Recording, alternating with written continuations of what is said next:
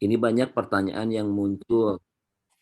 Nah, ini banyak pertanyaan yang muncul, Ustadz, surga yang dijanjikan oleh Allah nanti di akhirat itu sudah ada atau belum sekarang?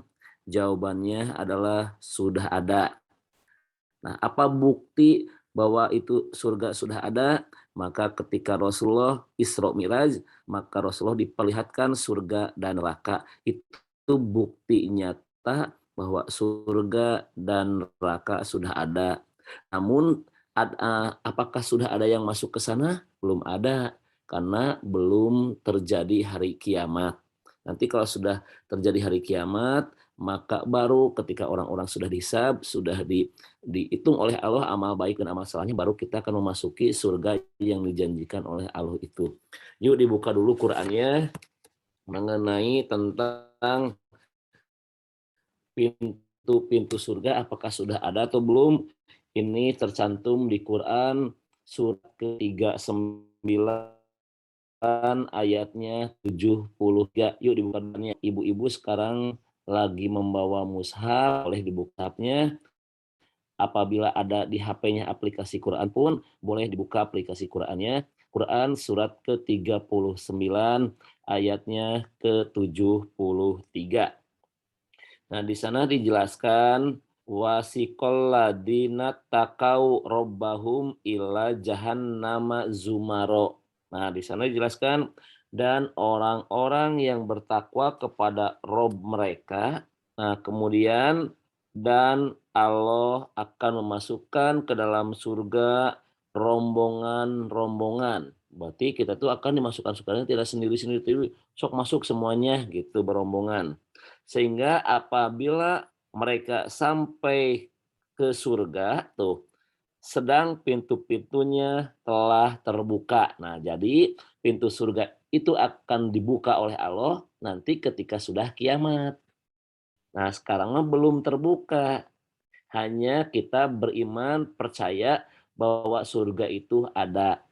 Nah, terus dan berkatalah kepada mereka para penjaga-penjaganya. Nah, di kita suka menamakan siapa penjaga surga itu di masyarakat terkenal dengan nama malaikat Ridwan. Sementara sampai hari ini saya tidak menemukan satupun dalil atau hadis yang menyebutkan bahwa penjaga surga itu adalah malaikat Ridwan.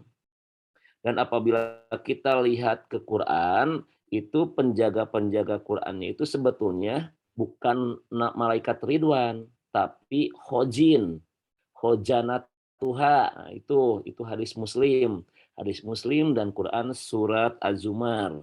Namun tidak jadi masalah meskipun mau disebut malaikat Ridwan pun silahkan. Nah, siapa yang menamakan malaikat Ridwan ini? Yaitu para ulama.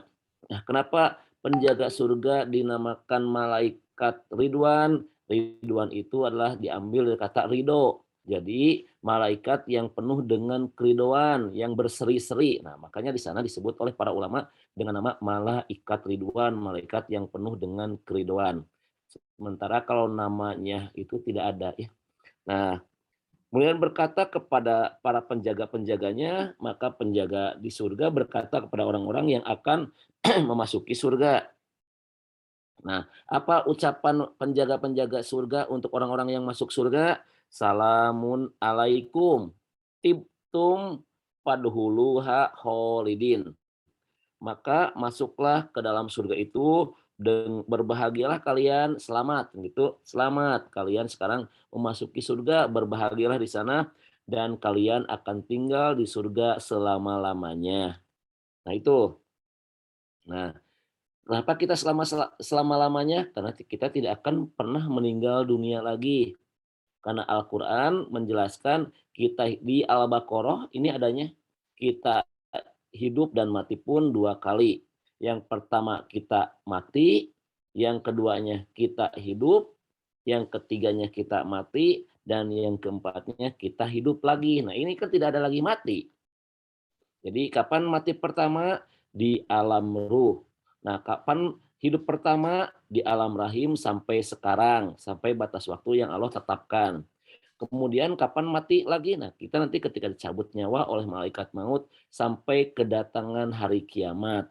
Nah, kemudian setelah hari kiamat terjadi, maka kita akan dibangkitkan dan akan hidup selama-lamanya. Tempat manusia di dalam Al-Quran itu ada tiga.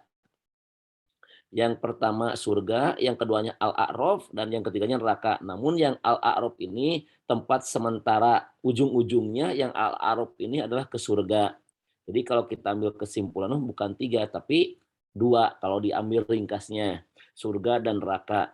Nah, ada yang ke surga selama-lamanya, ada yang ke neraka pun selama-lamanya. Namun nanti ada yang ke neraka dikeluarkan oleh Allah dari neraka dan masuk ke surga.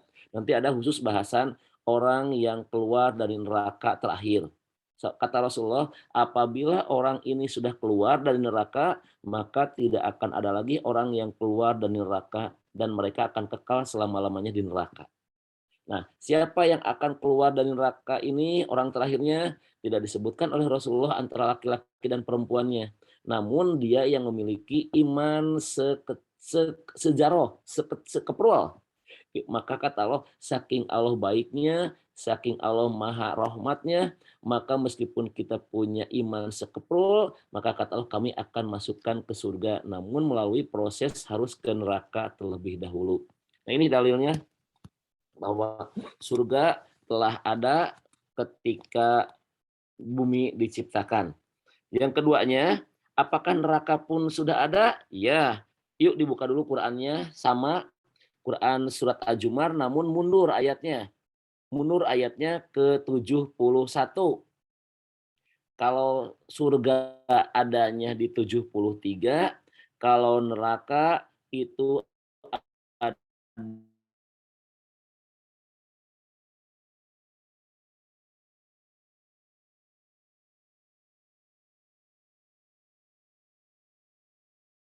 kesimpulan bahwa surga neraka itu sekarang masih tertutup. Namun sudah diprediksi oleh Allah siapa yang akan menempatinya gitu ya. Nah, kemudian pintu-pintu surga yang saya baca dari hadis. Nah, kalau baca di Quran itu pintu-pintu surga itu banyak ya. Nah, di hadis pintu surga itu ada 8. Yang pertama ada pintu jihad, yang keduanya ada pintu sedekah, yang ketiganya ada pintu sholat, yang keempatnya ada pintu taubat, yang kelimanya pintu sabar, yang keenamnya adalah itu pintu keenam itu kalau nggak salah pintu ikhlas.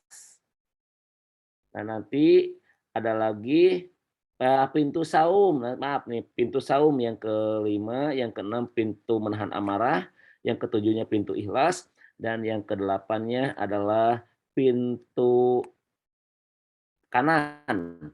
Nah, kemudian para sahabat berkata kepada Rasulullah bertanya, "Ya Rasulullah, aku tidak mengerti apa itu pintu kanan." Maka Rasul menjawab, pintu kanan adalah pintu surga yang khusus disiapkan bagi orang-orang yang masuk surga tanpa hisab. Nah, itulah gambaran pintu-pintu surga 8. Kemudian ini ada keanehan, ada keajaiban. Rasul mengatakan 14 abad yang lalu. Kata Rasulullah, ini hadisnya tercantum di hadis Muslim. Jarak pintu surga ke pintu surga yang lain itu adalah seperti jarak Mekah ke Hajar atau jarak Mekah ke Busro. Itu hadis Sahih Muslim. Saya ulang lagi.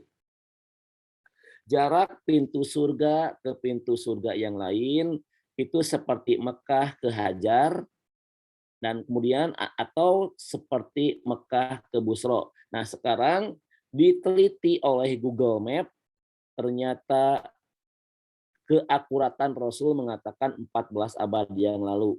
Nah, jarak Mekah ke Hajar itu jaraknya 1.272 kilometer. Dan jarak Mekah ke Busro di Syria itu pun jaraknya 1.272. Nah itulah keakuratan Rasul mengatakan, karena Rasul apabila berkata tidak pernah atas hawa nafsu sendiri, melainkan berdasarkan wahyu. Jadi jaraknya itu sama, tidak ada yang lebih jauh sedikit, tidak sama. Jadi jarak ke Hajar itu jaraknya adalah 1.272 km dan jarak Mekah ke Busro yang ada di Suriah pun itu jaraknya 1.272 km di Sahih Muslim. Nah, kemudian ketika Rasul berkata tentang pintu-pintu surga, maka ada salah seorang dari sahabat Rasul berkata, "Ya Rasulullah, ketika engkau menyebutkan pintu-pintu surga itu, saya merasa tertarik. Orang yang suka sholat akan masuk ke pintu sholat, orang yang saum akan masuk ke pintu Ar-Royan." Nah, maka Abu Bakar berkata, "Ya Rasulullah, adakah nanti orang yang dipanggil oleh semua pintu surga?" Maka Rasul menjawab, "Ada. Mudah-mudahan engkau Abu Bakar salah satunya." Nah, itu. Jadi diprediksi oleh Rasulullah Abu Bakar itu nanti di akhirat akan dipanggil oleh semua pintu surga yang 8. Nah, ini pun ada hadis yang luar biasa. Ini hadisnya ada di hadis Muslim. Kata Rasulullah, apabila kita berwudu, kemudian menyempurnakan wudunya, setelah wudu, maka dia itu membaca asyhadu alla ilaha illallah wahdahu la syarikalah wa asyhadu anna muhammadan abduhu wa rasuluh. Maka kata Rasulullah, barang siapa setelah berwudu membaca syahadat seperti barusan, maka orang tersebut sudah membukakan pintu surga yang 8 dan boleh memasukinya dari pintu manapun. Hadis Sahih Muslim. Tapi wudu yang bagaimana yang bisa membukakan pintu surga? Tentu saja sesuai contoh Rasul. Justru kalau kita wudunya nggak jelas, akan memasuki neraka. Hadis sahih menerangkan seperti ini. Fawailul lil aqab. Maka celakalah tumit-tumit yang tidak terkena oleh air. Nah itu. Nah, itulah mengenai gambaran tentang pintu-pintu surga terlebih dahulu. Nah, sekarang saya akan coba jelaskan sebelum siapa yang akan menjadi pewaris surga Firdaus, karena Firdaus merupakan salah satu nama surga. Nah, di sini saya jelaskan nama-nama surga. Ada surga itu dinamakan dengan Darussalam. Itulah nama surga yang pertama, yaitu surga Darussalam. Dan ini boleh dibuka Qur'annya, Quran surat Al-An'am, surat ke-6, ayatnya ke-127. Silahkan teteh-teteh, kalau yang sekarang lagi buka Qur'annya, ada di sana. Quran surat ke-6, ayatnya ke-127. Nama surga yang pertama adalah Darussalam. Di sana dijelaskan seperti ini. Lahum darussalami inda rabbihim. Bagi mereka disiapkan oleh Allah surga Darussalam di sisi Rob mereka.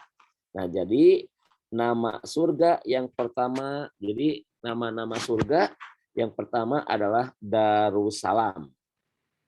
Kemudian yang keduanya adalah Al-Jannah. Ini yang senantiasa kita sering dengar. Mari masuk ke surga. Nah, surga bahasa Arabnya Al-Jannah. Kemudian ada juga, nah, Quran yang mengenai Darussalam ini ada di Quran surat Yunus. Quran surat Yunus itu Quran surat ke-10. Yuk dibuka lagi Qurannya.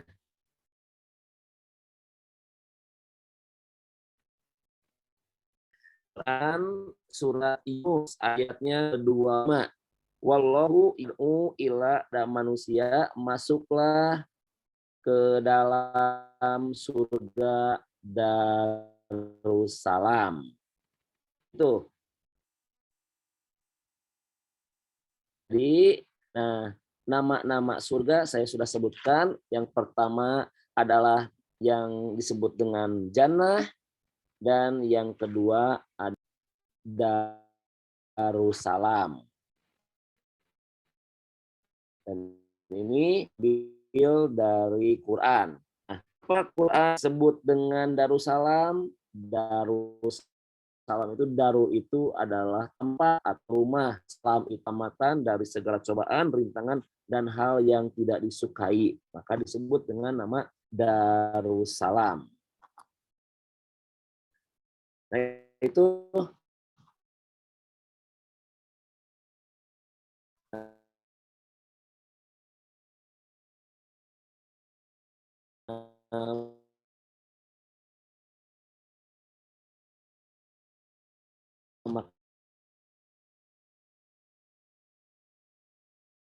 makanya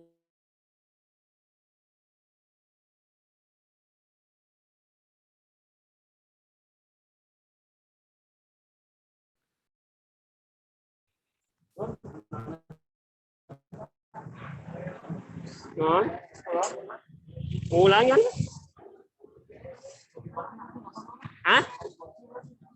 Ada saraf ada gangguan ya. Nah, kita lanjutkan. Terus Ustaz. Ya. Nah, kita lanjutkan nama yang ketiga di Al-Quran, nama surga itu adalah Darul Khuldi. Tadi sudah disebutkan dua nama. Yang pertama Al-Jannah, ini sering banyak di Qurannya. Yang keduanya yaitu Darussalam, dan yang ketiganya adalah Darul Khuldi. Ini ada di Quran surat Hud. Surat Hud itu surat ke-11 setelah Yunus yang tadi. Surat Hud ayatnya ke-108. Atau an goiro majdud. Nah, di sana ada kata-katanya. Maka manusia akan masuk ke surga sebagai karunia yang tidak ada putus-putusnya. Nah, kenapa disebut Darul Khuldi? Karena abadi, tidak akan terputus kenikmatannya. Itu disebut dengan Darul Khuldi.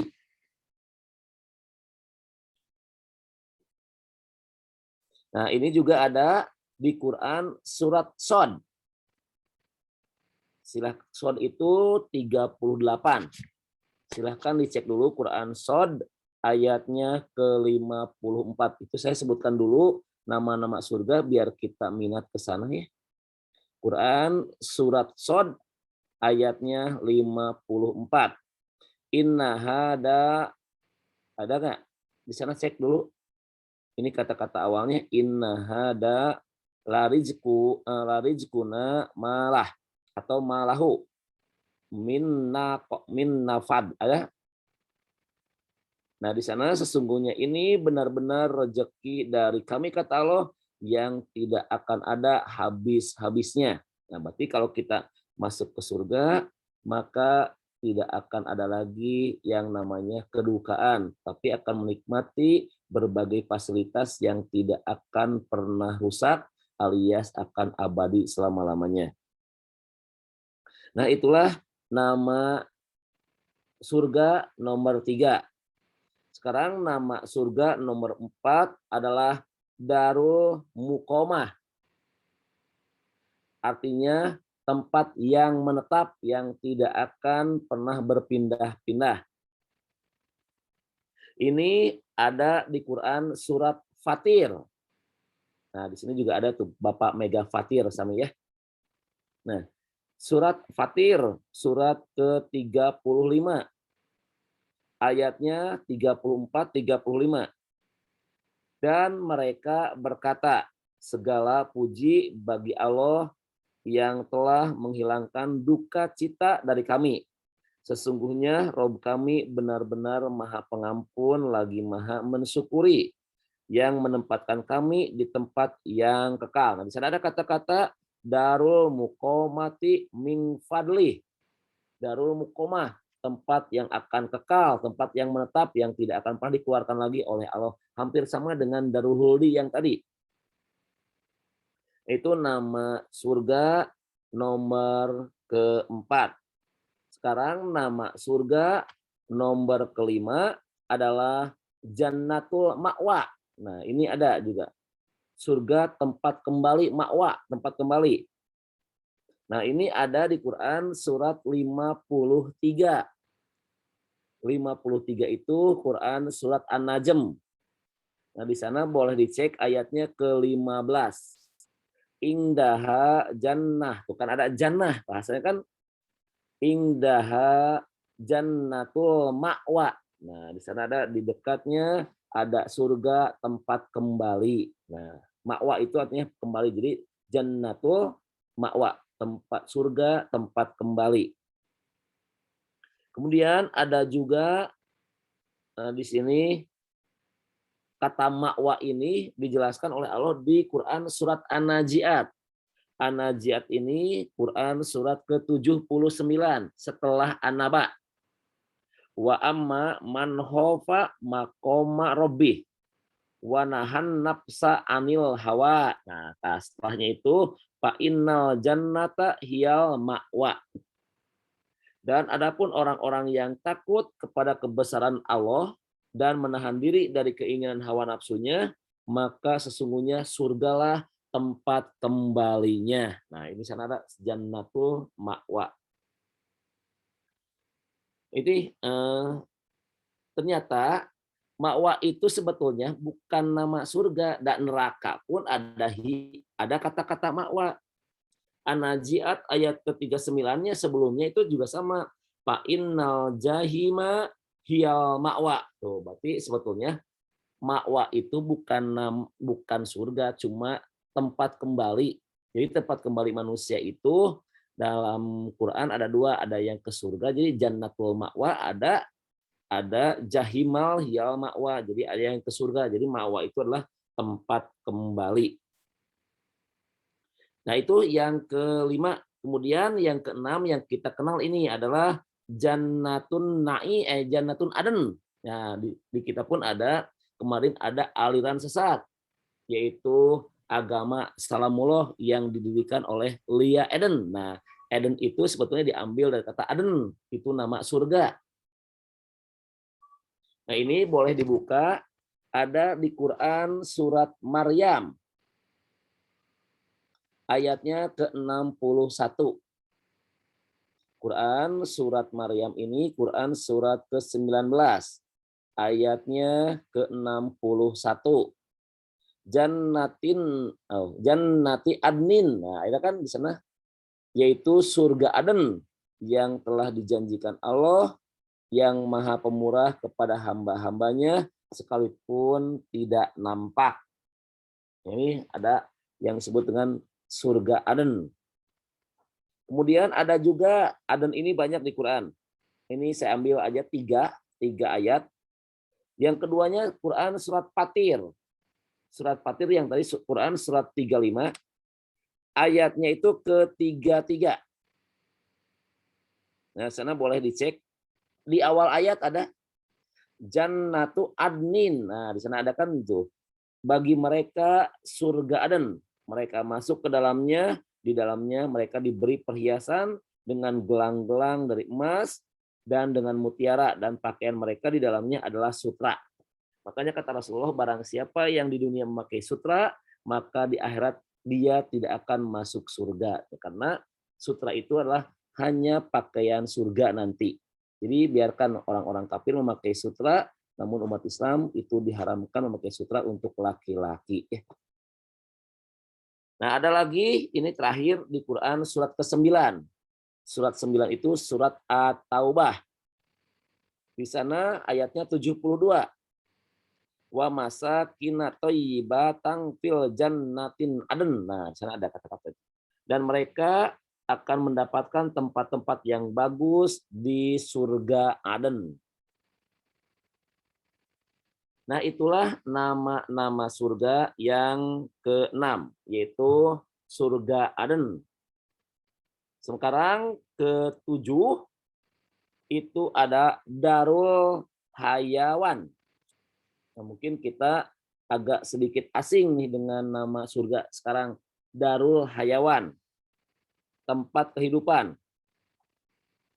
Nah, ini kita boleh dicek di Quran surat ke-29. 29 itu Quran surat Al-Ankabut ayatnya ke-64. Silahkan dicek dulu Qurannya. Quran surat Al-Ankabut ayatnya ke-64. Di sana ada di ujung ayat posisinya. Wa innad darul akhirata lahyal hayawan. Nah, di sana ada kata-kata hayawan. Dan sesungguhnya akhirat itu adalah kehidupan yang sebenar-benarnya. Nah, saya baca di dalam tafsir ternyata apa maksud hayawan di sana adalah surga. Jadi bahwa di akhirat itu ada tempat kehidupan yang sebenarnya yaitu surga gitu. Nah, kemudian yang ke-8 yang kita akan bahas sekarang yaitu nama surga Firdaus. Ini ada di Quran yang akan dijelaskan sekarang yaitu Quran surat Al-Mu'minun ayatnya ke-10 11. Ini pewaris para surga Firdaus ini ada di sini orang-orangnya. Ulaika humul warisun. Maka mereka itulah yang akan mewarisi, yang akan tinggal, yang akan mendapatkan. Siapa yang akan mendapatkan kenikmatan dari Allah? Alladzina yarisunal firdaus. Nah, di sana ada hum fiha khalidun. Mereka itu orang-orang yang baik, orang-orang yang bertakwa akan mendapatkan dari Allah itu kenikmatan mewarisi surga Firdaus. Mereka kekal di dalamnya. Makanya kata Rasulullah, apabila kita bercita-cita, berkeinginan, maka mintalah surga kepada Allah itu adalah surga Firdaus, surganya para nabi, surga yang paling tinggi yang berada di tengah-tengah, yaitu surga Firdaus. Nah, kemudian ada juga Firdaus ini pun di Quran surat Al-Kahfi. Surat Al-Kahfi yang senantiasa kita baca itu ada di Al-Kahfi 107 108. Innal ladzina amanu amilus solihati kanat lahum jannatul firdaus. Nah, di sana ada.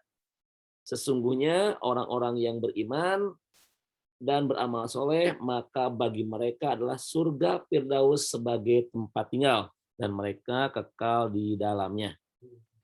Nah, itulah nama surga yang ke-8 yaitu surga Firdaus. Kemudian yang ke-9 itu nama surga itu adalah Maqamul Amin. Nah, ini ada di Quran surat Ad-Duhan. Dicek dulu Qurannya. Quran surat Ad-Duhan. Quran surat Ad-Duhan. Quran surat ke-44 Ad-Duhan itu. Ayatnya 51 dan 52. Innal muttaqina fi maqamin amin. Nah, di sana ada kata-kata maqamun amin atau maqamin amin. Sesungguhnya orang-orang yang bertakwa berada di tempat yang paling aman, yaitu di dalamnya taman-taman dan mata air.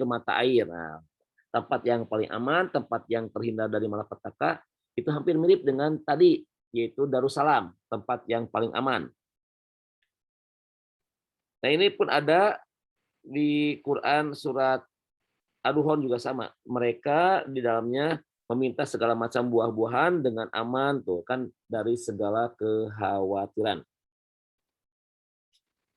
Kemudian terakhir nama surga ini adalah Maq'ad Sidik atau Kodam Sidik. Ini ada di Quran surat ke-54 Al-Qamar. Ayatnya ke-55. Ini boleh dicek dulu Qurannya.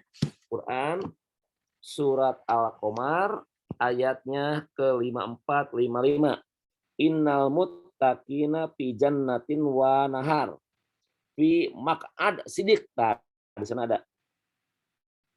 Sesungguhnya orang-orang yang bertakwa itu berada di dalam taman-taman dan sungai-sungai. Di maq'ad sidiq, itu kan tempat yang benar. Berarti kalau kita masuk ke neraka itu tempat yang salah yang kita tempati.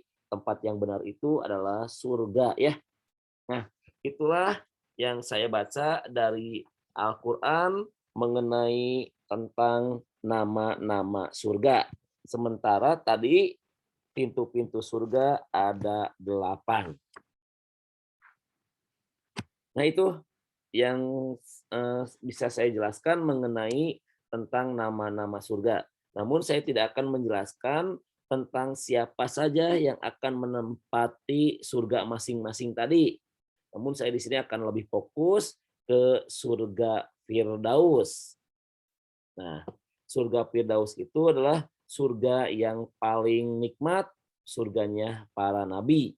Makanya kata Rasul, kalau kalian bercita-cita minta surga, jangan kepalang mintanya, tapi mintalah surga Firdaus. Ya. Nah, siapa yang akan menjadi para pewaris surga Firdaus ini? Yuk kita fokus sekarang Quran surat Al-Mu'minun ayat pertama. Inilah yang akan kita bahas, yang akan mewarisi surga Firdaus ini adalah ada di Quran surat Al-Mu'minun. A'udzubillahi minasyaitonirrajim. Bismillahirrahmanirrahim. Qad aflahal mu'minun. Berbahagialah, pasti beruntung, pasti bahagia, pasti sukses. Siapa itu? Al-mu'minun, orang-orang yang beriman. Jadi kata Allah, kalau kita sudah mengatakan dirinya beriman, pasti akan beruntung. Namun iman yang seperti apa yang akan mendapatkan keberuntungan? Berarti iman yang sebenar-benarnya. Nah, kemarin saya menjelaskan kisah Nabi Yunus pun ketika orang-orang beriman, maka Allah akan selamatkan dari azab yang menghinakan di dunia. Kaum Nabi Yunus dulunya penyembah berhala, namun ketika diancam oleh Nabi Yunus, kalau engkau tetap menyembah berhala, maka kami, kata Allah, akan mengazabnya. Dan dijelaskan oleh Nabi Yunus, tapi mereka tidak menghiraukan ajakan seruan Nabi Yunus. Nah, akhirnya Nabi Yunus marah, kemudian Nabi Yunus kabur. Nah, namun ketika kabur, si masyarakatnya berpikir kembali, jangan-jangan yang diungkapkan oleh Nabi Yunus itu adalah benar. Dan Nabi Yunus pun tidak ada, jangan-jangan azab sudah dekat turun. Akhirnya masyarakat bertobat dan beriman. Maka kata Allah, ketika kaum Nabi Yunus beriman, kami ganti yang tadinya turun azab dengan kenikmatan, dengan kesenangan. Sampai pada batas waktu yang ditentukan. Ini ada. Kalau kita kaitkan ke COVID juga sekarang, kalau COVID dianggap sebagai bencana, sebagai malapetaka, maka solusi yang terbaik adalah kembali lagi kepada Allah dengan cara beriman. Nah, Nabi Yunus pun sama kaumnya, ketika mau diazab ternyata dia beriman, maka diganti oleh Allah azab menjadi kenikmatan. Nah, ini ya. Jadi pasti bahagia orang-orang yang beriman. Yang bagaimana yang akan sukses orang-orang beriman itu? Di sini ada ciri-cirinya. Orang yang beriman yang berbahagia itu yang pertama adalah alladzina hum fi sholatihim khoshi'un. Nah, ini karakter pertama. Orang beriman yang sukses itu adalah orang yang sholatnya khusyuk. Nah, disinilah letak barometer keimanan kita. Nah, di sini ada bapak-bapak, juga ada ibu-ibu, tanya ke diri sendiri, sudah berapa persen bacaan sholat yang kita pahami? Saya dulu melakukan penelitian, lumayan agak lama, sekitar 13 tahunan, meneliti tentang bab sholat. Ternyata kebanyakan atau pada umumnya orang-orang yang sholat pun tidak memahami bacaan yang ia baca. Sebagai contoh kecil aja, bahwa ketika saya tanya aja, ketika suka membaca surat apa di sholat, kebanyakan membacanya kuya, kulhu, kemudian membaca surat Al-Kautsar. Nah, ketika mendengar kata Al-Kautsar, Maka kami pun bertanya kepada mereka, kepada ibu-ibu atau ke bapak-bapak yang senantiasa membaca Al-Kautsar, tolong terjemahkan ayat tadi. Ternyata sebagian besar surat Al-Kautsar yang kita baca pun kita tidak mengerti, kita tidak paham. Itulah kualitas iman kita, ternyata sholat pun kita tidak mengerti apa yang dibaca. Nah, kita akan jelaskan apa yang dimaksud dengan khusyuk. Nah, banyak training-training, banyak pelatihan-pelatihan, kemudian mengungkap rahasia bagaimana sholat yang khusyuk. Padahal kalau kita baca Quran, enteng banget Quran itu. Nggak menjelimet. Jadi kata-katanya simpel tapi mendalam. Nah, apa yang dimaksud khusyuk ini oleh Allah dijelaskan di Quran surat kedua ayat 45-46. Itulah makna khusyuk. Quran surat kedua ayatnya 45-46. Di sana dijelaskan oleh Allah. Wasta'inu bisobri wasolah. Wa innaha lakabiratun illa alal khosiin. Maka minta pertolonganlah kepada Allah dengan sabar dan sholat. Sesungguhnya sholat itu sangat berat, kecuali bagi orang-orang yang khusyuk. Nah, siapa orang-orang yang khusyuk ini? Maka ayat selanjutnya menjelaskan, alladzina yadunnuna annahum mulaqu rabbihim wa annahum ilaihi rojiun. Nah, siapa orang yang khusyuk ini? Yaitu orang-orang yang yakin akan bertemu dengan Robnya dan mereka yakin akan dikembalikan kepada Robnya. Nah, itulah orang yang khusyuk dalam sholat. Tinggal tanya ke diri sendiri, kalau kita lagi sholat, apakah sudah yakin kita akan bertemu dengan Rob kita dalam sholat? Apakah yakin itu sholat yang kita lakukan merupakan pertemuan kita terakhir? Nah, di kita belum menyadari bahwa sholat itu adalah kita lagi berdialog dengan Allah. Makanya kalau kita berdialog dengan Allah, apakah pantas baju yang dipakainya biasa aja? Apakah pantas kitanya matanya kemana aja? Tentu kita akan fokus kalau kita khusyuk bertemu dengan Allah. Nah, makanya oleh Rasulullah dibuat situasi supaya kita menjadi orang yang khusyuk dalam sholat. Nah, kata Rasulullah, bagaimana kriteria-kriteria bagi orang-orang yang ingin sholatnya khusyuk? Dijelaskan oleh Quran. Yang pertama adalah apabila kita ingin khusyuk, maka pahami apa yang dibaca.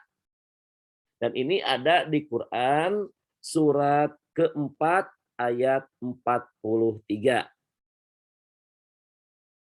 Wahai orang-orang yang beriman, janganlah engkau mendekati sholat, atau jangan dulu sholat kalian itu. Kalau dalam keadaan mabuk, sampai engkau benar-benar paham apa yang dibaca. Nah, kata Allah, jangan dulu sholat dalam keadaan mabuk, sampai engkau mengerti apa yang dibaca. Nah, kita teliti bagaimana karakter orang yang mabuk. Orang yang mabuk itu antara otak dan mulutnya tidak sinkron. Otaknya kemana, mulutnya kemana, itulah orang yang lagi mabuk. Nah, tanya ke diri sendiri. Kita lagi sholat, kadang-kadang otak kemana, mulut kemana, maka itu pun kita kondisi hampir sama seperti orang yang lagi mabuk. Justru kita itu tambah parah. Wajar kalau orang yang mabuk, otaknya kemana-mana, dan dia mabuk. Minum dulu sampai dia mabuk. Nah, kita yang jadi masalah, mabuk tidak, tapi otak kemana, mulut kemana, kita malah lebih parah, malah siga jalmi anu keur mabok. Nah, jadi kalau kata Allah, kalau kita tidak mengerti bacaan yang dibaca teh, diserupakan oleh Allah seperti orang yang lagi mabuk. Tapi belum masuk kategori orang yang khusyuk dalam sholat. Padahal tadi kalau kita khusyuk dalam sholat adalah sebagai modal pertama menjadi mukmin yang akan berbahagia. Mukmin yang akan berbahagia, maka oleh Allah akan mewarisi surga Firdaus. Nah itu, jadi poin pertama bahwa siapa yang akan menjadi pewaris surga Firdaus itu adalah orang mukmin yang beruntung. Nah, siapa orang yang mukmin yang beruntung itu?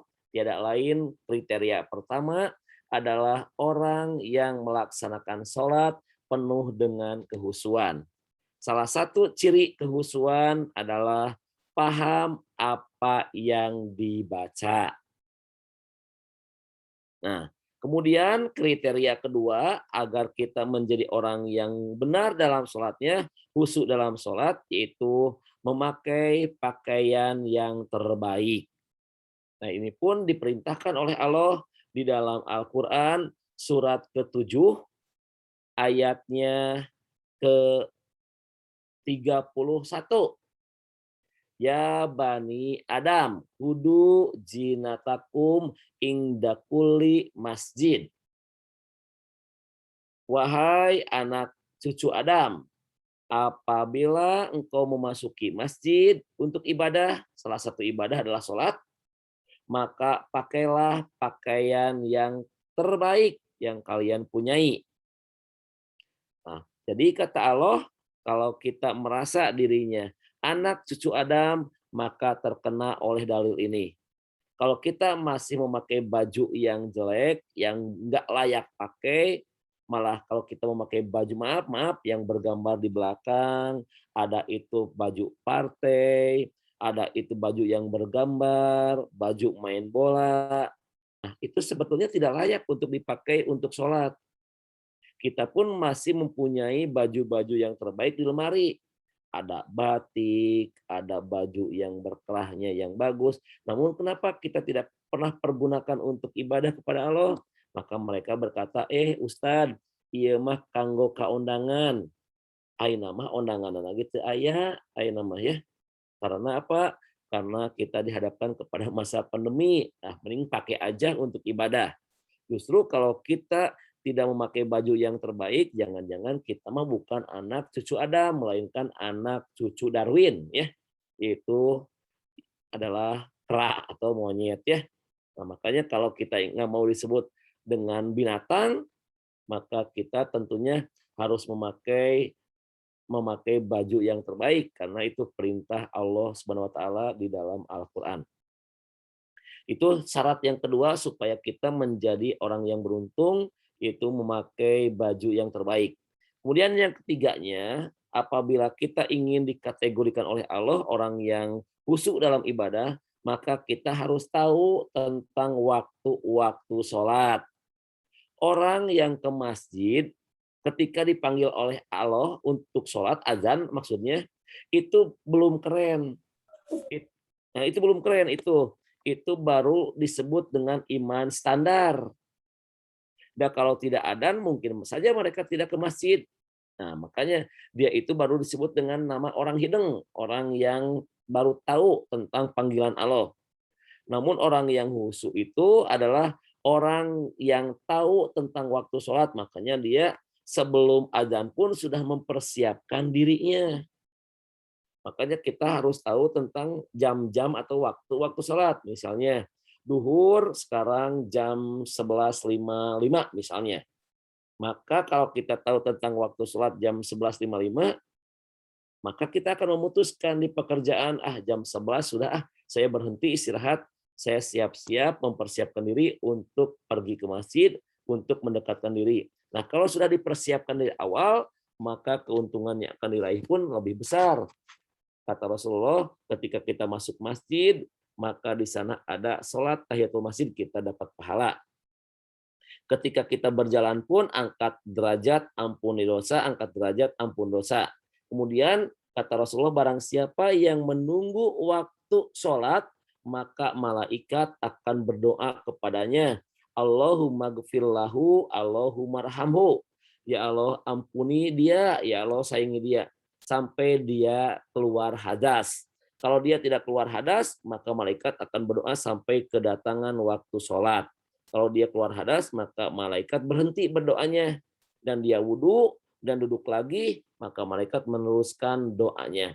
Nah, bayangkan kalau kita duduknya jam 11, menunggu waktu sholatnya jam 11.55, berarti kita menunggu hampir 1 jam 55 menit. Berapa ratus kali malaikat mendoakan kita, atau berapa ribu kali malaikat mendoakan kita kepada Allah agar diampuni dosa dan disayangi. Sementara masuk surga bukan gara-gara amal, tapi gara-gara kasih sayangnya Allah. Nah, malaikat minta kepada Allah untuk kita agar Allah menyayangi kita. Itu kriteria nomor 3, apabila kita ingin nanti masuk surga Firdaus dengan cara khusyuk sholat. Khusyuk sholat, maka kriterianya ada 3 barusan. Yang pertama adalah 1, mengerti apa yang dibaca, kemudian memakai bajunya pun baju terbaik, yang ketiganya mengetahui waktu-waktu sholat. Yang keempatnya sekarang yang akan menjadi orang yang khusyuk dalam sholat itu adalah menghindari semua bentuk gangguan-gangguan yang bisa menyebabkan sholat tidak khusyuk. Seperti makan dulu, kata Rasulullah, apabila hidangan sudah disiapkan. Ada hadis yang menerangkan apabila hidangan sudah disiapkan, maka makanlah terlebih dahulu, jangan dulu sholat maghrib. Nah, ini dulu kasusnya di maghrib. Sok kalian itu makan, jangan tergesa-gesa. Namun nanti ketika masuk ke masjid, ketika mendapati imam lagi ruku, ya ruku. Nanti imamnya salam, kita tinggal menambah rakaat yang tertinggal tadi. Nah itu. Kemudian poin yang keempat, kata Rasulullah, kondisikan badan kita segar. Ada hadisnya, Rasulullah berkata seperti ini, Allah menyukai bersin dan Allah membenci menguap, karena menguap itu dari setan. Nah, cek di kita berapa kali kalau kita lagi sholat menguap terus. Nah, berarti kalau kita menguap terus, kita itu sebetulnya belum yakin kita tuh lagi ngobrol dengan siapa, kita lagi berdialog dengan siapa.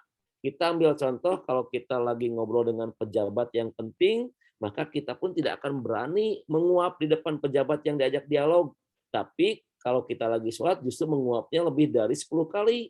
Padahal yang kita ajak ngobrol, yang kita ajak dialog itu bukan orang, namun Sang Pencipta kita yang akan memberikan kebahagiaan kepada kita. Namun perhatian kita justru kita menguap terus. Nah, ini belum dianggap sebagai khusyuk. Kemudian yang selanjutnya, terakhir, ya saya ringkas aja ini bab di yang pertama, orang yang akan mendapati surga Firdaus yang karakter yang pertama adalah yaitu orang yang khusyuk dalam sholat, maka ciri selanjutnya adalah orang yang khusyuk dalam sholat itu mereka yakin bahwa dia itu lagi berhadapan dengan Allah. Makanya muncul hadis yang bernama ihsan. Apa itu ihsan? Kita menganggap bahwa kita lagi dialog dengan Allah, meskipun kita tidak melihatnya, yakini Allah melihat kita. Itulah khusyuk dalam sholat.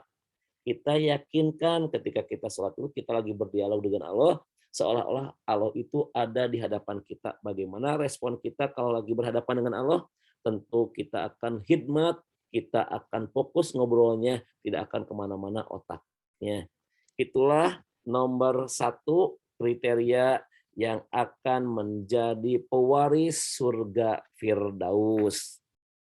Nah itu, ibu-ibu, takutnya terlalu cepat atau ada yang mau diulang atau mau yang ditanyakan terlebih dahulu, silahkan. Saya kembalikan dulu ke MC. Mangga MC pilih tanya ke Mustami, apakah terlalu cepat atau terlalu apa ya, misalnya ada yang nggak ngerti, mangga silahkan. Saya kembalikan dulu. Baru 1 poin dari para pewaris surga Firdaus, yaitu orang yang khusyuk dalam sholatnya.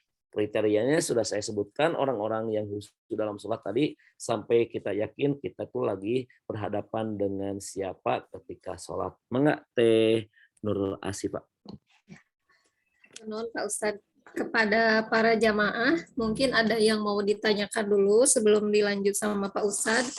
Silahkan mengenai tadi yang sudah dijelaskan tentang surga Firdaus. Baru satu cirinya ya Pak Ustadz tentang orang yang sholatnya khusyuk. Tadi ada 6 cara sholat khusyuk.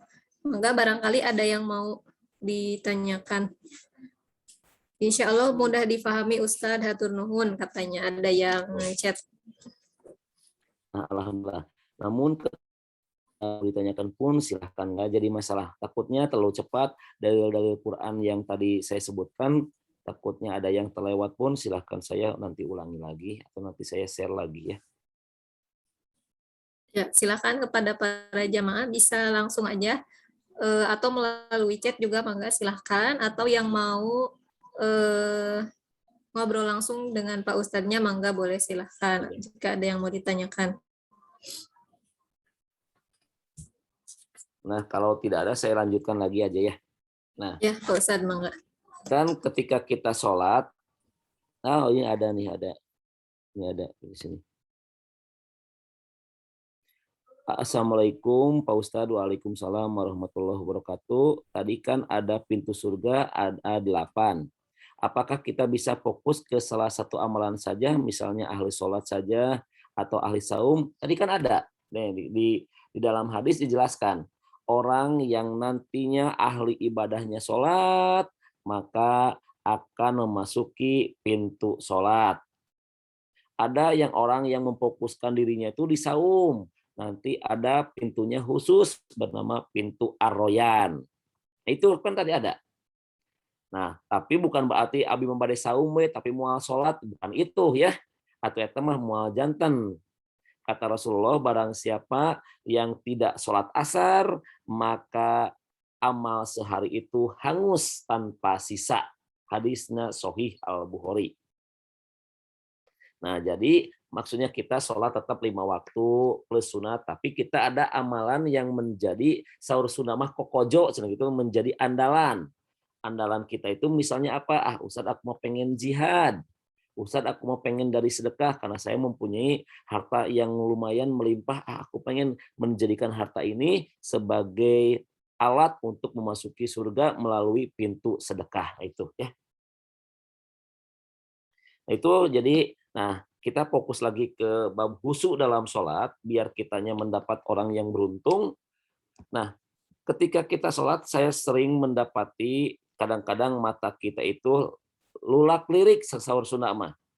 Kadang-kadang ngelirik ke atas, kadang-kadang kiri ke samping.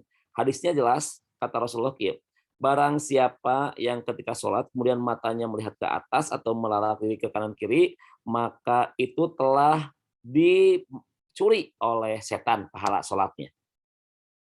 Janten orang lirik itu sama pahala sholatnya terus diambil ku setan, maling, jadi itu dia terjadi kemalingan oleh setan. Kemudian ada hadis juga yang menerangkan apabila kita matanya kemana, kemudian kadang-kadang kita suka membunyi-bunyikan tangan. Nah, itu atau membunyikan kepala ke arah kiri, ke arah kanan, itu pun kata Rasulullah, maka mudah-mudahan Allah tidak menempatkan posisinya ke tempat semula, saking ancamannya keras.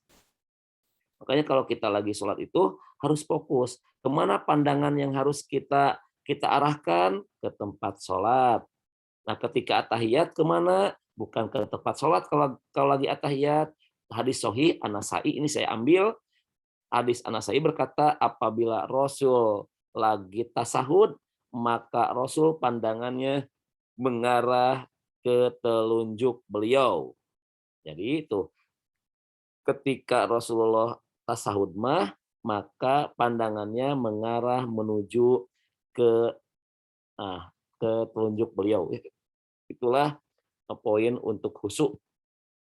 Nah, tanya ke kita terus di sini ibu-ibu Bapak, Sholat itu berbeda nilainya dengan amal yang lain, berbeda dengan saum, berbeda dengan yang lainnya.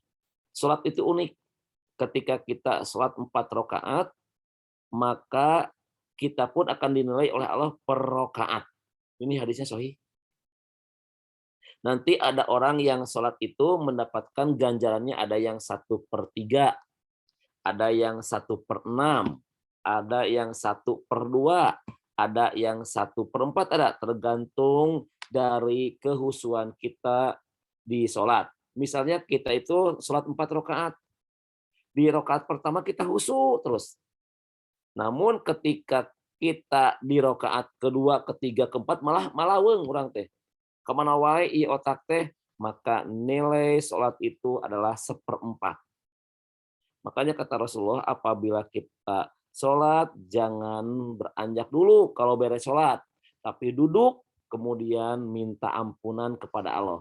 Nah, saya dulu menyangka kenapa ya beres sholat harus istighfar. Kan lagi sholat itu justru minta ampun kepada Allah. Nah, padahal kita lagi sholat itu lagi meminta ampun, kemudian lagi tobat, tapi ketika beres sholat itu harus minta ampun lagi. Ternyata jangan-jangan ketika kita lagi sholat pun kita bermaksiat kepada Allah. Apa maksiatnya? Ya tadi otaknya kemana-mana, ya itu. Jadi kemana-mana, padahal kita lagi berdialog dengan Allah. Nah ini Pak Haji Ae, ini orang tua Patih. Patih itu teman saya. Pak Haji, Assalamualaikum ya. Udah lama kita gak bersilaturahim. Nah, Pak Haji Ae bertanya seperti ini. Salam, Ustaz. Ya, Ustadz mohon izin saya bertanya. Ustadz bagaimana bagi yang sholatnya tidak paham terhadap apa yang dibaca? Apakah masuk surga? Inilah yang paling serem. Kata Allah tadi kan, kita balik logikanya.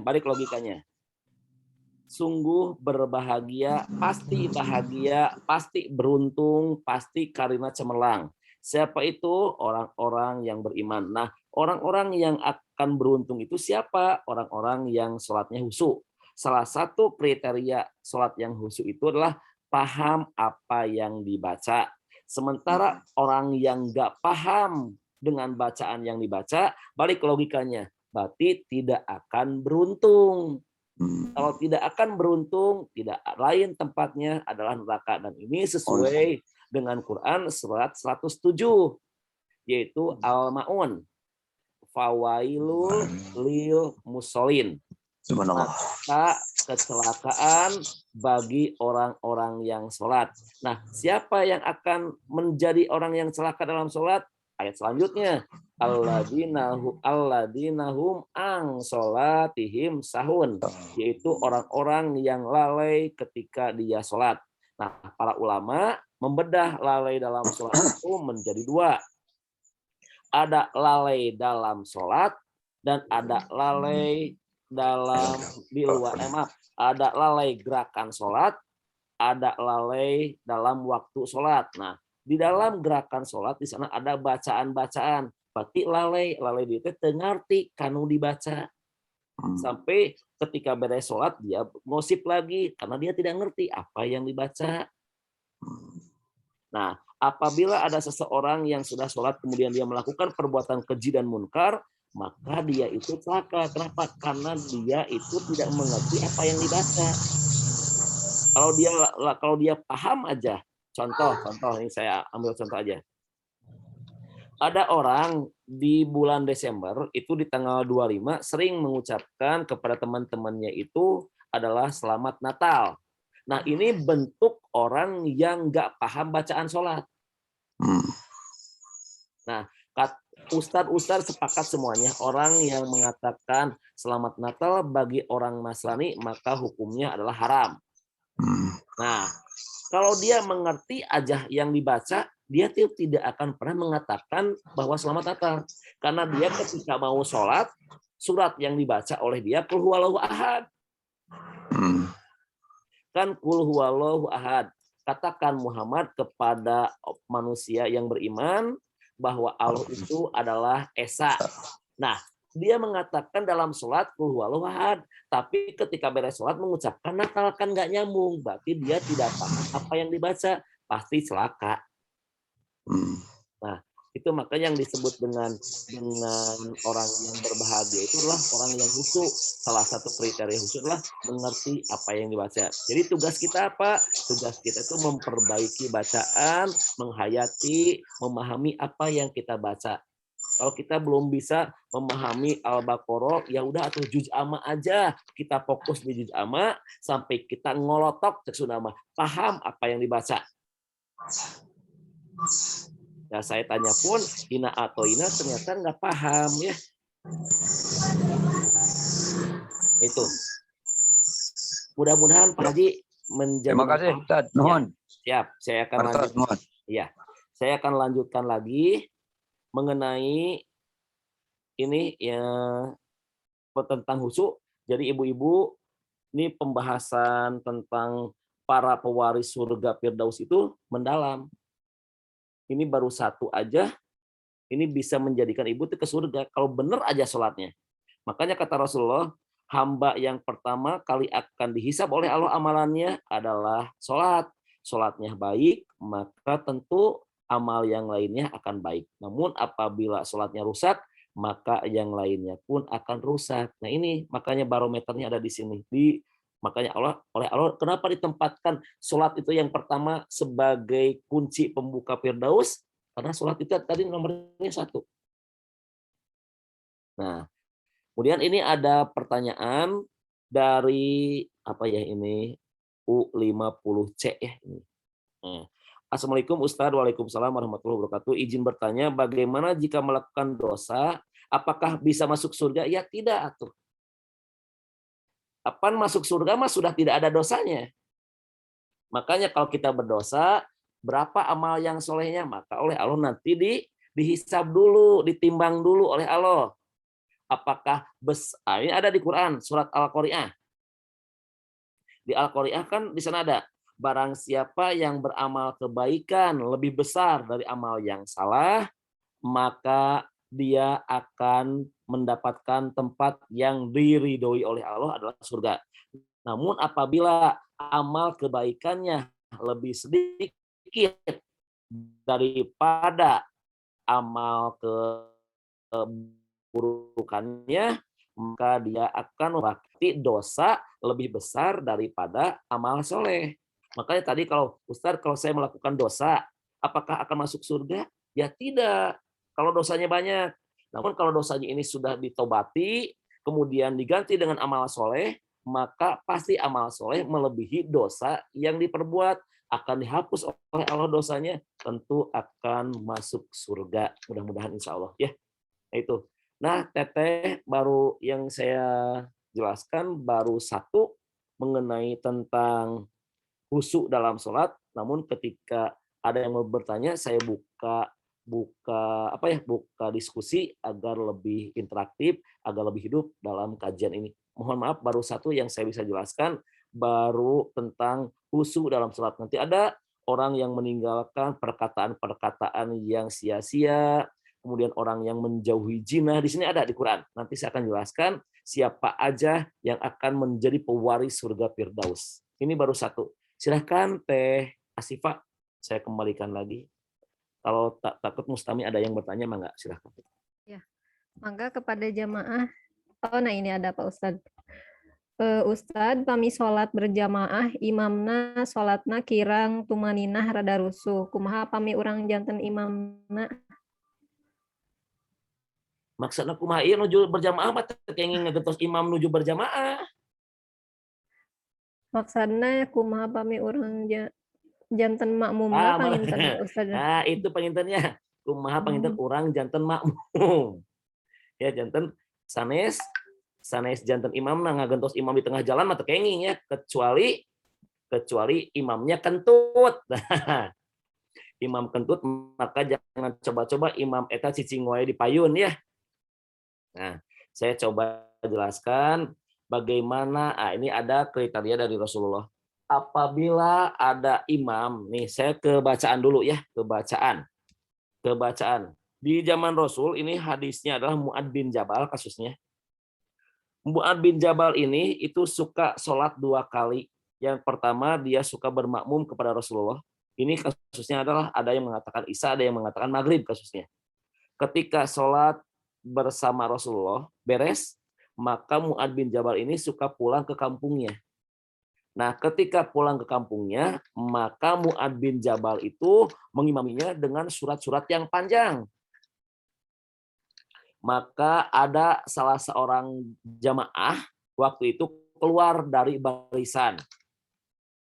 Kemudian keluar dari barisan, maka beres sholat, maka Mu'ad marah-marah. Siapa yang keluar dari barisan? Orang fasik, orang munafik, gitu ngomongnya. Maka si orang tersebut sakit hati dan melaporlah ke Rasulullah.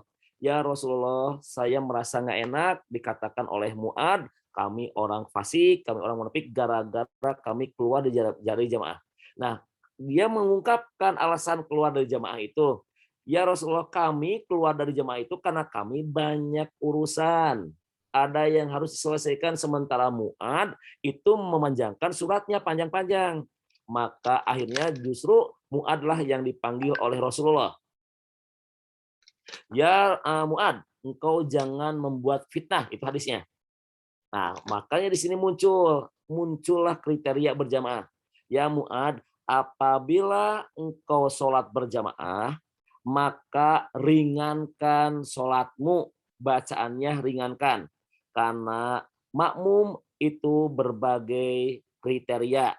Ada yang sudah lanjut usia, ada yang harus ke pasar, ada yang harus ke kantor. Namun apabila engkau sholat sendirian, maka silahkan sakarep anjeun pek pada dipanjangkeun ge. Nah, di sini ada kriteria apabila kita berjamaah, maka tolong lihat kondisi makmum. 1. Nah, nanti ada lagi. Ini saya baca dari berbagai fatwa. Apabila imamnya kemudian bacanya terlalu cepat dan kita pun tidak bisa mengikuti, maka kita boleh mundur memisahkan dari jamaah. Namun apabila imam dirasa padahal kata orang lain mah biasa oleh saya kekejar ameun si orang ieu we nu teu bisa mana, itu mah kan salah sendiri. Tapi kalau emang dirasakan oleh jamaah yang lain ternyata benar si ustadz ini mah, si imam ini mah bacaannya terlalu cepat, kita pun belum beres Fatihah, imam terus ruku. Nah, kita boleh mundur, memisahkan jamaah dan jadi munfarid. Bukan membatalkan sholat, bukan. Tapi memisahkan diri itu ke belakang, mundur melanjutkan sholat munfarid. Apabila si imam tidak tumaninah dalam bacaan atau dalam gerakan. Tapi kalau gerakan itu sebetulnya itu mah dosa dia. Kalau ke gerakan, misalnya kalau ke gerakannya atahiyatnya nggak benar duduknya, itu mah urusan dia. Namun kebacaan yang terlalu cepat, gerakannya terlalu cepat sampai tidak tumaninah, kita boleh memisahkan diri, mundur dan munfarid. Mudah-mudahan manfaat, mudah-mudahan bisa menjadi pelajaran bagi kita agar berjamaahnya sesuai dengan contoh Rasul. Itu. Ada pertanyaan lagi Pak Ustadz dari Ibu Elis Fitriani. Assalamualaikum Ustadz, izin bertanya lagi. Misalnya seorang istri memilih sholat sendirian, tidak berjamaah dengan suaminya, karena menurut istrinya bacaan atau makhraj suaminya dalam baca Al-Quran kurang baik. Bagaimana hukumnya? Iya betul ya. Itu mah kedah diajar di tahsin ya. Nah, saya jelaskan. Nah, sebaik-baiknya perempuan adalah sholatnya di rumah. Nah, tidak dijelaskan di sana itu di rumah itu apakah berjamaah atau tidak. Namun apabila ingin berjamaah pun itu boleh sebagai bentuk merekatkan hubungan nanti di dalam keluarga. Nah, tinggal nyarios ke suami, diajar deui yuk tahsin, tapi ulah kieu, geuleuhna bacaan teh salah ya, ulah kitu. Itu nanti kesinggung suaminya. Tapi kalau kita ingin menasihati suami dengan cara yang ma'ruf, yang baik, orang diajar tahsin yuk ke guru anu ahli tahsin. Nah, abi hayang diajar, padahal mah kita teh lagi menasihatin suami. Abi asa belepotan keneh maca Quran teh. Urang diajar ya duaan yuk, baturan atau abdi. Nah gitu, padahal mah urang mah tahu, urang teh bener tapi suami nu salah. Nah, itu di nah, boleh sholat sendirian boleh. Boleh hukumnya boleh. Mau berjamaah boleh, mau sendirian pun boleh. Ya. Nah, karena ini untuk perempuan, untuk istri. Tapi untuk laki-laki itu sholatnya berjamaah ke masjid. Namun apabila ingin sholat 2 kali setelah di masjid, ingin mengimami istrinya, boleh gitu. Jelas ya? Jadi istri boleh sholat sendirian di rumahnya. Nah, karena suami kewajibannya sholatnya di masjid. Tapi kalau ibu pengen berjamaah, kata ibu, ulah, aku mau pengen sendiri aja, nah itu boleh, boleh. Karena si istri tahu bahwa bacaan suaminya kurang baik. Nah, makanya di sana kalau kurang baik jangan terus-terusan kurang baik, tapi belajarlah berdua. Ima kurang baik tapi diperuncing wae masalahna atau beres-beres ya. Harus ada solusi. Ya itu. Kemudian ini juga ada dari Pak Haji Ae, ini naros deui. Ustadz, tentang batasan rokaat, kalau kita masbuk apakah sampai dengan ruku atau sampai dengan tertinggal Al-Fatihah? Nah ini ada hadis Pak Haji. Tidak sah sholat bagi orang yang tidak membaca Fatihatul Kitab, yaitu tidak membaca Fatihah. Itu satu hadisnya. Yang kedua, Ustaz, bagaimana dengan hadis yang tentang kasus Abu Bakroh? Abu Bakroh ini dia lari di pintu masjid sambil ruku. Nah, beres sholat, kata Rasulullah, siapa yang tadi lari sambil ruku? Maka Abu Bakroh berkata, "Ana ya Rasulullah." Maka Rasul berkata, "Mudah-mudahan Allah menambah semangat engkau dan janganlah engkau ulangi yang perbuatan yang tadi." Nah, perbuatan Abu Bakroh itu sepakat salah. Karena ada kata-kata Rasul, mudah-mudahan Allah menambah semangat. Kalau Allah menambah semangat artinya jangan telat lagi. Tapi ada kata-kata di ujung, janganlah engkau ulangi perbuatan yang tadi, menunjukkan yang salah. Nah, ada para ulama mengatakan di sana tidak ada kata-kata Rasul menyuruh menambah lagi. Nah, saya tanya lagi, emang kalau tidak menambah lagi, apakah dia sholat atau tidak? Wallahu alam. Kan bisa saja Rasul menegurnya beres menambah dulu. Nah, makanya ketika ini terjadi ketimpangan, terjadi keraguan-raguan, maka kembali ke hadis awal, tidak sah sholat bagi orang yang tidak membaca Fatihah. Kalau emang ruku dianggap 1 rakaat, maka orang-orang tinggal datang aja pas masbuk di bab ruku, nggak usah mendengarkan bacaan imam Fatihah dan surat, enak banget itu mah ya. Nah, jadi terus Al-Fatihahnya pun Pak Haji itu harus utuh. Kita datang di iya kana budu wa iya kana stain, maka itu tidak disebut Al-Fatihah, itu mah disebut sebagian dari Al-Fatihah. Sementara kata hadis, tidak sah sholat apabila tidak membaca surat Al-Fatihah. Tidak ada kata-kata utuh atau sebagian, berarti harus utuh Al-Fatihah ini. Ya, karena ada satu kaidah, Al-Fatihah itu disebut dengan surat yang sempurna. Berarti tidak boleh dipotong-potong, tidak boleh dibagi 2, tapi harus dibacanya utuh. Itu Pak Haji. Turun, Ustaz. Iya, mangga. Mangga, Ini ada pertanyaan lagi Pak Ustadz dari Ibu Tuti Mariani. Assalamualaikum, Ustadz, bagaimana ketika sholat berjamaah, imam baca surat, ada yang salah, tapi makmum laki-laki tidak ada yang membetulkan, tidak ada yang memberitahukan. Apa sebagai makmum perempuan boleh memberitahukannya? Iya. Nah, Ustadz, ini sini, saya akan jelaskan dulu cara membetulkan imam yang salah. Imam yang salah dalam bacaan, maka imam dianjurkan untuk diam terlebih dahulu. Dan si makmum pun jangan ujuk-ujuk membetulkan. Biarkan dulu. Imam diam dulu, merenung, takutnya dia itu lupa dan dia itu hafal lagi. 1, diam dulu. Yang kemudian setelah diam, emang imam ini tidak bisa, maka makmum laki-laki meneruskan bacaan yang imam lupa tadi. Ternyata imam laki-laki lupa, makmum laki-laki lupa, makmum perempuan pun tidak tahu bacaan imam yang dibaca, maka tugas imam yang kedua adalah mengganti surat dengan yang ia bisa. Ternyata dia tidak mau mengganti dengan surat yang baru, boleh langsung ruku. Sah sholatnya. Jadi 3 yang harus dilakukan oleh imam ketika dia lupa. 1, diam dulu. Jangan-jangan setelah diam dia masih ingat dengan bacaan yang lupa. Yang kedua, dia boleh mengganti dengan surat yang baru yang ia bisa. Dan yang ketiga, dia tidak mau mengganti dengan surat yang baru, maka di sana boleh ruku, sah. Nah, sekarang pertanyaannya gini, Ustadz, makmum laki-laki lu nggak tahu yang dibaca oleh imam, sementara makmum perempuan ada yang tahu.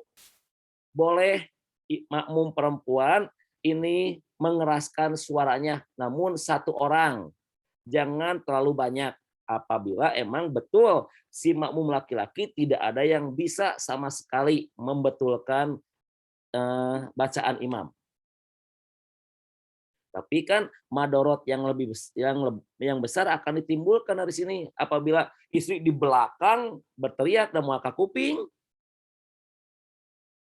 Nah, makanya kalau emang masjidnya kecil, suara makmum perempuan terdengar oleh imam nggak jadi masalah. Tapi kalau masjidnya seperti Masjid Agung, maka lebih baik si perempuan diam aja. Karena takutnya jadi ngaganggu di pengker tarik pisan kan. Dianggapnya ngagorowok, itu kan jantan madorot. Itu. Ya, Pak Ustadz, ini karena waktunya 5 menit lagi, Oh iya sepertinya tuh ya. satu pertanyaan lagi ya, ini yang terakhir. Ya. Bismillah, Assalamualaikum Ustadz. Semoga Ustadz sehat selalu, ada dalam Amin. lindungan Allah Subhanahu wa Ta'ala. Amin. Izin bertanya, ketika kita masbuk, maaf, bagaimana dengan doa iftitah? Iftitah. Iftitah atau Di mana tempatnya? Syukron, jazakallah khairan. ya, bagi yang masbuk itu tidak ada iftitah, langsung ke Al-Fatihah. Karena hukum iftitah itu adalah sunnah. Jadi apabila masbuk mah langsung aja ke Al-Fatihah.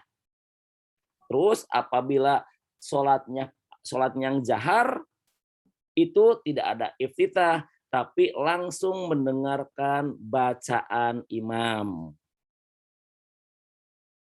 Sampai sini paham? Saya ulang lagi. Makmum nih datang di rakaat kedua. Imam lagi membaca Al-Fatihah, maka tidak ada bacaan lain kecuali mendengarkan imam membaca Fatihah. Karena imam membaca Fatihah, kalau kita mendengarkan pun itu sama dengan membaca. Quran surat ke-7 ayatnya ke-204. Apabila dibacakan kepadamu Al-Quran, maka diam, dengarkan agar engkau mendapatkan rahmat. Abu Daud berkata, hadis ini muncul berkenaan dengan sholat berjamaah. Jadi kalau kita lagi sholat berjamaah, apabila imam lagi membaca Al-Fatihah atau surat, maka dengarkan. Jadi makmum yang datang itu tidak baca apa-apa, tapi langsung mendengarkan bacaan imam. Nah itu ya. Mudah-mudahan manfaat karena waktunya sekarang sudah 11:30 ya. Itu tidak terasa tadi kita full dari jam 10. Ya, Pak Ustadz, mungkin waktunya udah habis ya Iya karena ya tuh tinggal udah 2 habis. menit lagi. Insya Allah mungkin ini untuk tema yang ini bisa dilanjut di bulan depan ya, Pak Ya Ustadz? insya Allah tuh ada di sini. Iya, Ini yang bertanya tolong di save dulu oleh admin ya Teh ya. ya, mangga Pak Ustadz. Nah itu. Bisa Nanti, dilanjut mungkin nanti ya di. nah oleh Teteh di save kemudian boleh ke saya dikirimkan terlebih dahulu nantinya biar saya save nanti di komputer. Nanti di kajian yang selanjutnya kita bahas ya. Iya, mangga Pak Ustadz. Ya. Ya, mangga Pak Ustadz mungkin mau di ini dulu, Ya, siap. ditutup Nah, dulu. Bapak Ibu yang sekarang lagi hadir kajian, apabila ada yang benar itu mutlak dari Allah Subhanahu wa taala. Namun apabila ada yang keliru, kemudian ada hadis yang dijelaskannya doif, maka tinggalkanlah. Dan apabila saya ketika menjelaskan ada yang keliru, tolong dikoreksi. Saya nggak jadi masalah. Saya alhamdulillah banget apabila saya ketika menerangkan, kemudian saya ada pendapat yang keliru, maka WA saja, Ustaz mohon maaf, menurut pendapat Abdi mah ini hadisnya sohih, mangga silakan nanti saya akan klarifikasi ke jamaah. Karena saya takut ketika saya menjelaskan yang salah, kemudian jadi fatwa, kemudian jadi pengamalan mustami, nanti saya akan menanggung dosa di akhirat. Saya takut, makanya silahkan koreksi saya, mudah-mudahan jadi ilmu yang bermanfaat. Dan mudah-mudahan kajian ini menjadi hasanah ilmu, dan mudah-mudahan orang-orang atau mustami yang datang, yang ikut kajian sekarang, oleh Allah disehatkan, dan dijaga oleh Allah. Mudah-mudahan kita ketika nanti menghadap ke Allah dalam keadaan husnul khotimah, yang Allah akan masukkan ke surga yang kita nantikan, yaitu surga Firdaus. Mudah-mudahan manfaat. Hapunten bil kelepatan. Robana atina fid dunya hasanah wa fil akhirati hasanah wa qina adzabannar. Assalamualaikum warahmatullahi wabarakatuh. Mangga Teteh silakan. Waalaikumsalam warahmatullahi Waalaikumsalam wabarakatuh. warahmatullahi wabarakatuh. Ya, hatur nuhun jazakallahu khairan kasiron kepada Pak Ustadz yang telah menyampaikan ilmunya. Mudah-mudahan bermanfaat untuk kita semua dan kita semua bisa mengamalkannya. Amin ya rabbal alamin. Informasi untuk kajian berikutnya di bulan Agustus ini kajian berikutnya hari Rabu tanggal 11 Agustus 2021 pukul 10.00 sampai 11.30 dengan tema belajar ikhlas bersama Ustadz Ali Nurdin Anwar, dan hari berikutnya yaitu hari Senin tanggal 16 Agustus 2021 pukul 10 sampai setengah 12 dengan tema bahagia dengan sabar bersama Ustadz Amaswara.